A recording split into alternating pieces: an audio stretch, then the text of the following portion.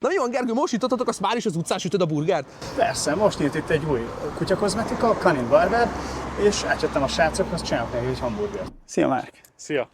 Most nyitottátok ezt a kutyakozmetikát. Mesélj egy kicsit a kutyakozmetikádról. Mikor nyitottatok, és milyen szolgáltatások érhető el nálatok? Egy hónapja nyitottuk. Egyébként hát nekem informatikus az egyik végzettségem, a másik ugye a kutyakozmetikus szakmát csináltam meg most májusban.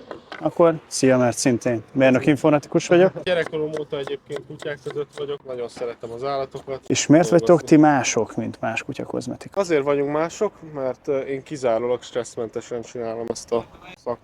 Te vagy stresszmentes, vagy a... Én is, illetve a kutya is, illetve férfiként szerintem egy kicsit előnyöm van ebbe a szakmába. Nagyobb kutyákat is jobban meg tudod emelni? Így van, erre akartam kiukadni. Mit érdemes egyébként ilyen alapdolgokban csinálni egy kutyakozmetikában? Mondjuk egy olyannak, aki soha nem vittem még a kutyát. Először beszoktatás, hogy megszokják a hangokat, illetve az egész folyamatot, és akkor utána a második vagy harmadik alkalommal már szépen meg lehet őket csinálni.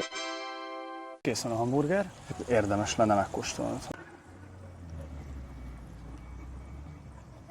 Na milyen? Elég jó. Ha egy jó kutyakozmetikát kerestek, akkor Canin Barber. 1039 Budapest, Pünkösfürdő utca 42-46, és az A épületben vagyunk. És ha egy jó hamburgert, akkor pedig Heltai Jenő 2, Rusty Rack.